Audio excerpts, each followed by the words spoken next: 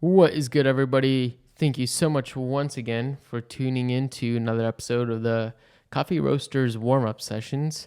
Today we're going to be tackling some classic coffee roasting frequently asked questions, some FAQ, and questions that we always get about coffee roasting.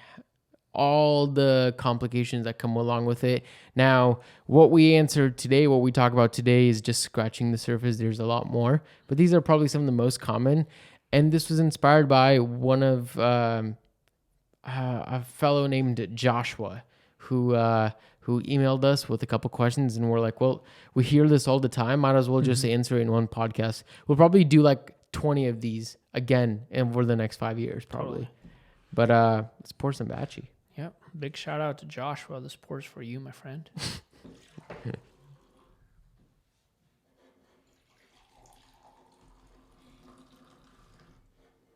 Too dangerous.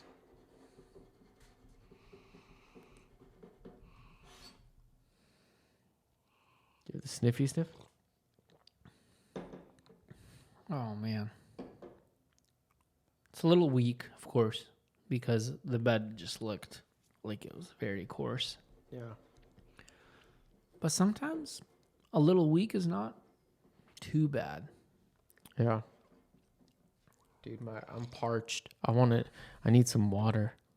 My mouth is just dry. But I guess coffee will do.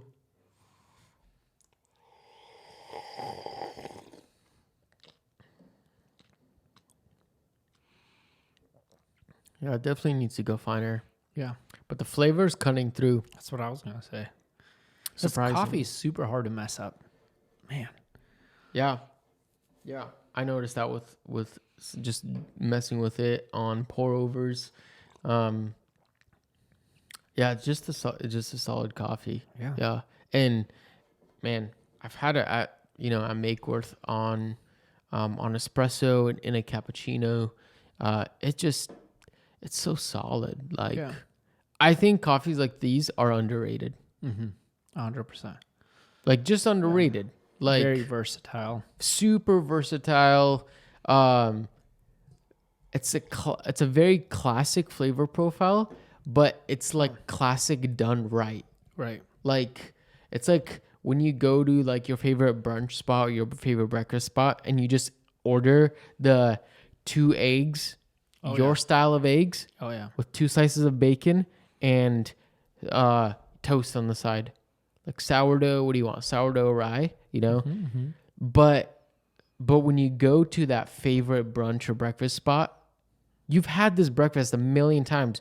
But every time you go, you're like, this is tasty. Oh, yeah. Totally.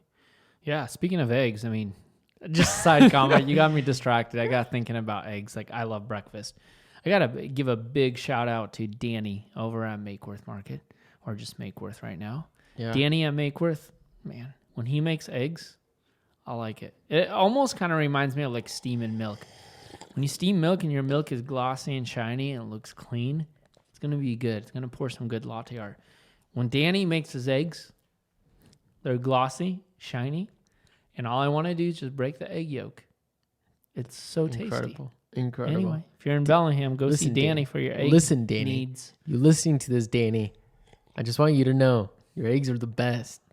You have the best eggs in town. The best. But anyways, that's exactly what this coffee is like. Like it's like a flavor profile you're kind of used to. But on the other hand, dude, I'm telling you, I don't know what it is. I'm picking up like caramel, of course, classic. But I'm like getting some dried fruit on it. Giraffe fruit? Giraffe fruit? Jackfruit, giraffe fruit? Oh. No, just dried fruit, like a dried fruit sweetness. And not only that, like, I'm just getting like, again, it's reminding me of the coffee that we served at Primer called Complemento Alto, which I think is from like a similar, very close farm. It has, to me, like a dry wine almost esque. This is very pushing it, but this is where it's taking me. It's a little cherry. Winey, yeah. But the dried fruit and caramel, sheesh. I mean, raisin. It's probably what, like what you're tasting. Or like a dried cranberry. But that's a little pushing it. But Cranberry it's is a little too tart for this coffee. This coffee is a little, it's not, again, it's a people pleaser for like the general folks who just want to drink a cup of coffee. They don't want no funk. They don't want like insane acidity. Yeah. Like, we have coffees that will please your acidity loving friends. Of course. Those are great. Juicy around the yeah, exactly. I mean, I would say even the Guji stands up for that. It has this nice acidity on the back end. But this coffee may not be an acid bomb or like may not be your crazy complex coffee, but it's so comforting. It's round. It has still nice, like it's not dull. It still has complexity. I think all of our coffees have a degree of complexity. Like I wouldn't say we don't have any dull coffees. But out of all coffees, if you're looking again, like, man, this would be the coffee to serve over Thanksgiving dinner. Yeah. And it's sweet. Yeah, it's going to please everybody. Yeah. Yeah. And then you don't have to worry about like screwing it up when you're brewing it. It works, you know. Folks, did I say that these coffees are underrated? Like there's just this style of coffees are very underrated. And I think like, yeah, just solid. Anyways, if you're like wondering, man, can you guys just tell me the name of this coffee already? This is a tasty Guatemalan coffee. It's our new coffee from Familia Villatoro. And very great. I mean, Villatoro is slaying the game in Guatemala as a producer, farmer.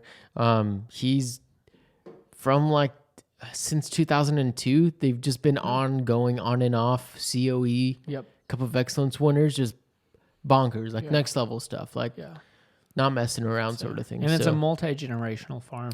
Yeah. So I like that from a sustainability effort, but also from like consistency and quality tradition. level. Oh yeah. Like everything. For sure. So, folks, if you haven't picked up this guat and that's what you're looking for, pick up the guat.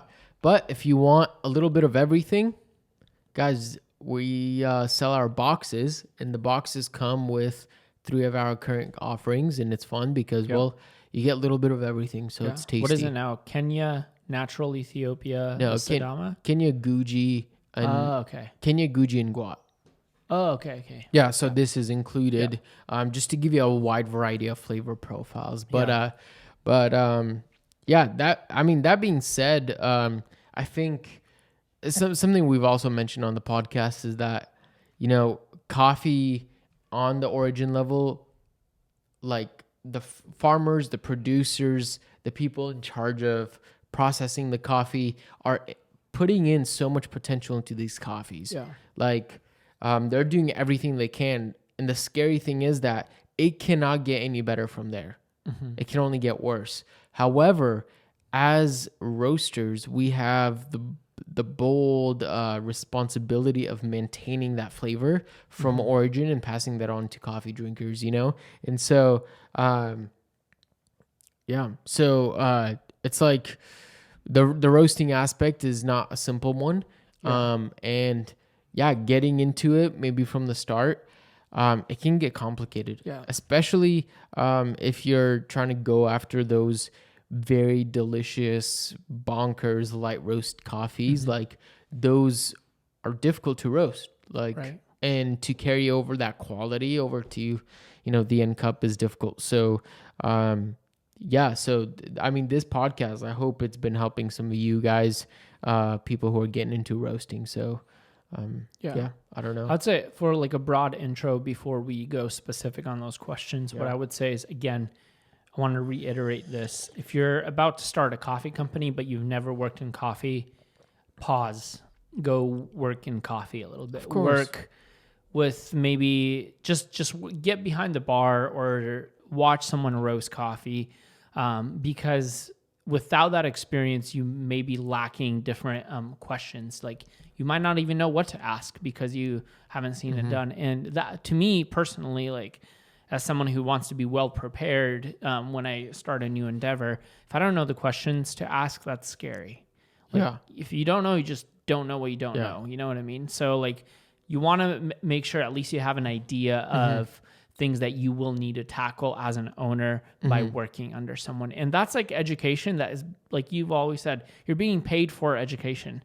That's That's a insane. very big deal. The ROI on that is wild. And I will say also, roasting is also still like a pretty new craft that people are trying to master. There's still a lot of unknowns that to this day, I don't know of any resources that have mastered it and scientifically proven everything going on in the roast process, like factual. So that's also why when you just start roasting without any background experience or you're getting thrown literally into the deep end of the pool, and it's kind of scary. It's intimidating. So Joshua Krask, I believe is his name. He's emailed us with a couple questions, and these are questions once again that we're always getting about roasting. And here's our take. So number one, how did you decide on the size of a roaster to purchase? Another classic question. For us, I've roasted on a Diedrich IR12. I also roasted on, crazy to say, Loring S35. I believe it's a 35 kilo. You roasted, what was the machine that you roasted on? The Ambex. I think it's either a 2 kilo. I think it was a 2 kilo. Oh, dang. Wow. 2 or 3. That is very small. Like small batches. Smaller than I remember it to be when I came by. Yeah, it was very small. And then roasted on ARC sample roasters quite a bit. And then when I was kind of interning at a roastery before I actually worked for a roasting company, I sat under someone who was roasting another 2 kilo machine. So all of the machines were super small. So I had the experience of watching roasters and cafe owners literally work 40 plus hours a week just to maintain quantities of roasted coffee. So that taught me a big lesson. So I knew, one, from your experience on roasting on bigger machines, I knew that if we were going to start a coffee company, we had to kind of set a goal and project some kind of number in order to find the right machine. Because when it comes to build, that's a whole nother story, but size is the most important factor here, I believe, is because, and I mean, your budget is going to play a role in that too, of course. But if you're not projecting, I forget what the number, you have to project some kind of percentage. I don't want to like just blindly say, but I would say project about 50% over. So, and then depending on the amount of time that you're willing to commit to roasting, because owning a roasting company is not just, turning coffee brown. There's 20% roasting. Exactly. And so then 80%. Imagine if you're spending 30 hours just roasting the coffee. So 30 hours a week, that is like, I think that's a powerful way of thinking about it, is how much time. I mean, of course, if you have employees, that's different, but it sounds like you're starting off, and this for people mostly just starting off, getting their first roaster. And it's like, how much time do you want to spend roasting? And not just today, not just next week, but like next year or 2 years from now. And think about it as, especially from a business standpoint, if you're just an enthusiast, sure, go for it. But if you're like thinking like, man, I want to run a business with this, think like, well, if you're roasting for 30 hours a week because you have a small 1 kilo machine and you have one cafe, even just one cafe will keep you busy. Yeah. Think about, okay, if you're 30 hours roasting, well, that's leaving you with either just 10 hours of bagging, which bagging takes time. Running a business takes time. Learning new things takes time. Shipping takes time. All these things, you're only leaving yourself with 10 hours, or you're roasting for 30 hours and then you're doing all the other stuff for 30 hours. So do you want to work a 60-hour work week? Then, and that, if you do, sure, go for a smaller machine.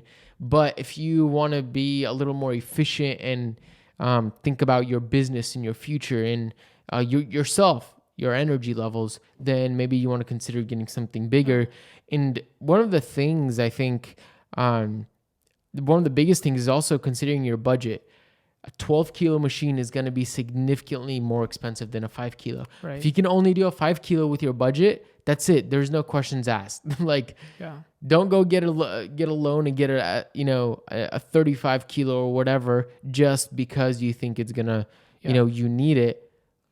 That's kind of the budget will play a huge role in that. There's so much that I could say on this, but we're gonna breeze by. I'm gonna say one last thing, and then you can maybe share final thought. But the other thing is realizing that when you're starting off as well, if you have a machine too big, you can't roast small batches. Yes, that's a good point. So if you're roasting, if you only need to roast 5 pounds a week and you're doing that for 6 months straight, it's going to be really hard to do that on, 12 kilo, you can do that. But anything bigger, it's going to get really hard. Your data's not as accurate. There's some difficulties involved with that.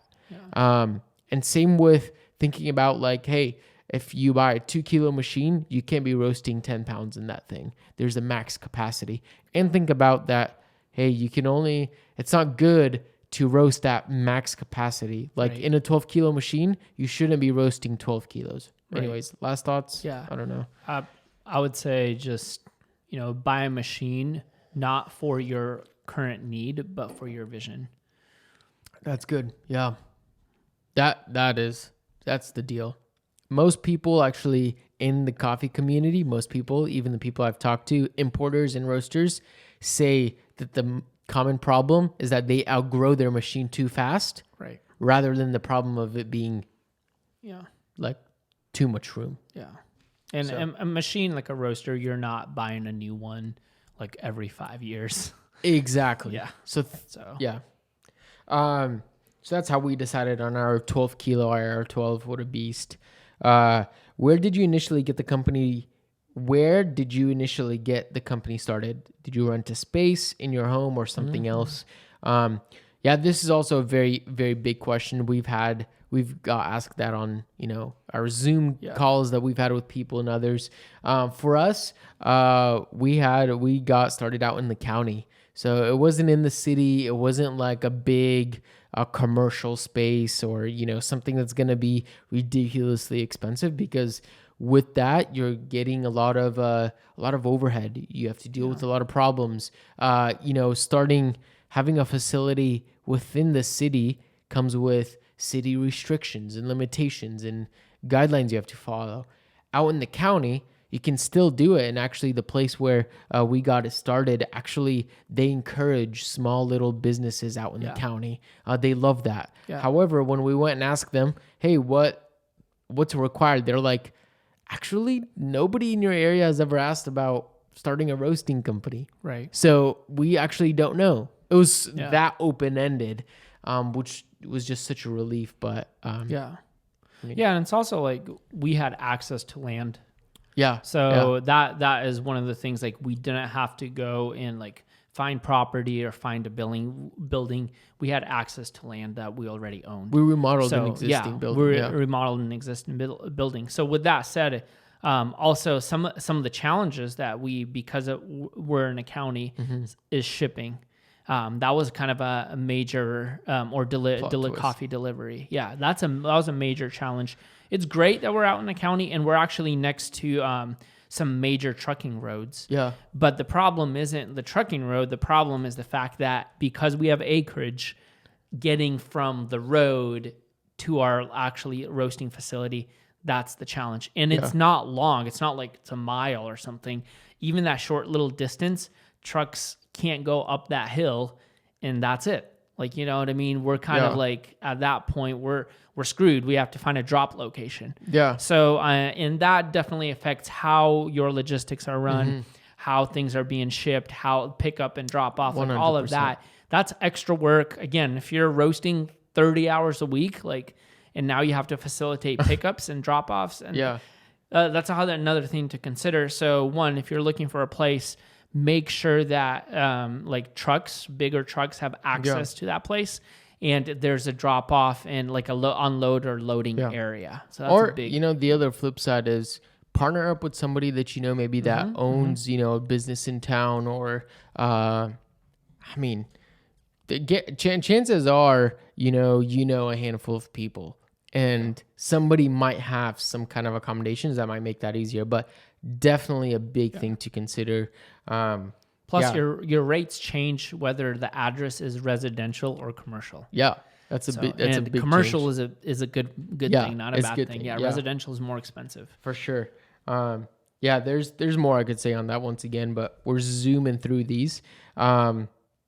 So I believe the last question was, I've ordered beans from a limited number of importers. How do you all learn about different importers, and what is the process like for selecting a new bean to offer? Man, we did 2 podcast episodes on green coffee buying, I think, and it's still It's a big one. Yeah. we need like 5 more, 10 more, 20 more. I don't know, how do we choose what beans we want to offer, and working with importers, how do we learn about different importers? Again, that's where I refer back to the preface to this episode, relationships. At this point, like, if you're new in the industry, you're not going to be able to establish a relationship with a farmer. You won't. But you have to establish a relationship within the coffee community, which will then give you access to meeting and finding out who exports and imports coffee from the farm. So, like, for us, a big advantage was both you and I worked in the coffee industry.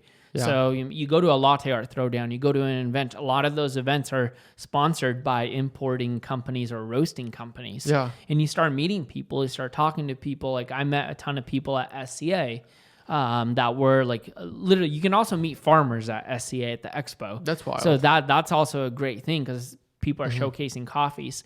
So you meet people, you explore, but then you network, but then you also try coffees. Like, you can also like do the classic. There's, I think, some of the major importing companies like Royal, Atlas, Cafe Imports.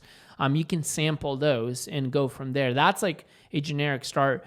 For us, we had a very good relationship with Onyx Coffee Importing. And Edwin's episode is actually, you should check out that episode. That's with Edwin. If you're looking for any tasty Guatemalan coffee, start there. Onyx Coffee, fantastic folks over there. Super kind, great.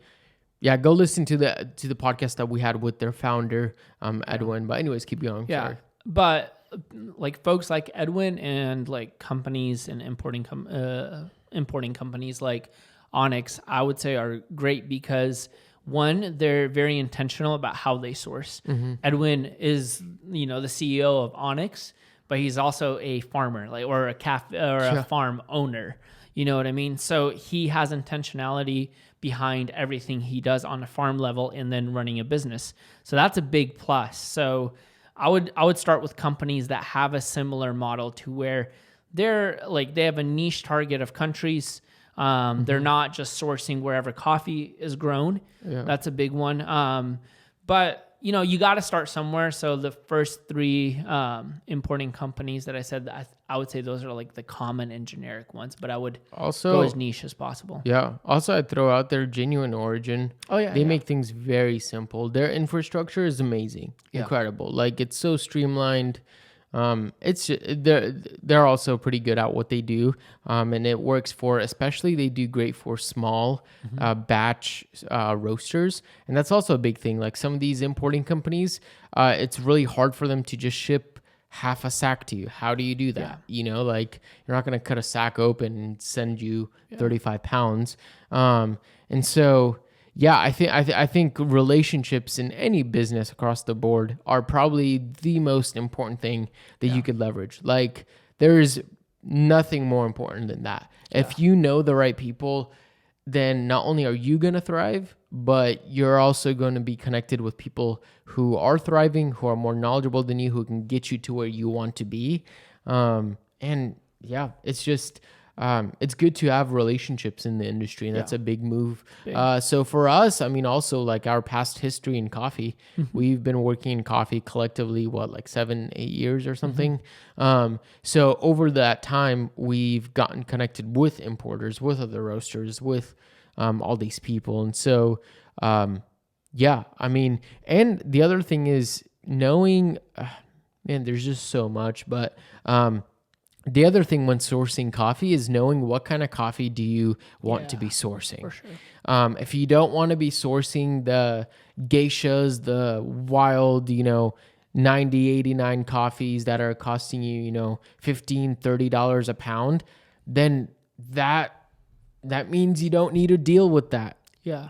If you don't want to deal with, coffees that are under 80, 82, 83 or whatever on the score rating scale, and you want to go with something a little more high quality, then that'll rule out a lot of people as well that you can work with. So the more that you know what you want to offer, that'll already help you narrow it down a decent amount. Yeah. It won't get you everywhere. So that's a big thing. So yeah, that's gonna narrow it down a lot, is just knowing what you want to serve, and some importing companies are also doing very niche. Like we work with an importing company that only does African coffees. Yeah.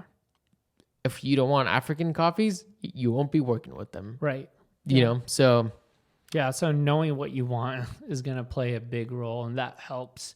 In general, like anything that you're going to do in starting a company, you have to start with a vision. You have to start with some kind of understanding of what you want to do and what you want to accomplish, because that's going to allow you to say no's to things that are not part of your vision. The hardest thing is saying a no. You can say yes to everything and then try to figure it out how to manage that. But actually being dialed and knowing your ethos, knowing where you're headed, you can say like, yeah, that's great. That's wonderful. Gesha, like it's awesome, but it's not what I'm looking for. Yeah. You know what I mean? Like you don't have to say yes to every flashy thing or every cool thing. And you just have to know what you want. But that's also the hardest part, Yeah. That's, talking about it. Like, it's like, but it's not that, that simple and easy and cut and dry. So, I think that wraps up some the questions that he asked, which once again, these are very classic questions that we hear all the time. That being said, don't be afraid to comment below. If you're watching this on YouTube, feel free to message us on Instagram, shoot us an email. We're always open to answering, a couple questions. We want to help other people in their roasting coffee career or journey or whatever you want to call it. So, any parting words? That's a good one. Parting words for Joshua. Josh. Hey, this is what I got to say directly to Joshua. I'm looking at you right now, Joshua. Go and buy some crazy expensive coffee just for the sake of seeing why, and is that even something you want to do or to enjoy? Roasted. Yeah. Roasted. Right? Yeah. Roasted. Yeah. Yeah. Just go do it. Just go try it. Buy like $100 a pound coffee and then just like try it out in your roaster for the first time. See what happens. No, not roasting. I said brewing. Like, buy a roasted. Buy roasted. Yeah. Like good roasted. Yeah. Not green. Just so I think, man, I don't want to open up a can of worms, but I just think like with finances, like things that are expensive, seemingly people think are good or better. But it's a preference thing, especially when it comes to green coffee. Don't be fooled by price either. Yeah. Just because it's $16. All right, folks. There you have it. Have a good one. Thanks for listening. We'll catch you guys in the next one. Cheers.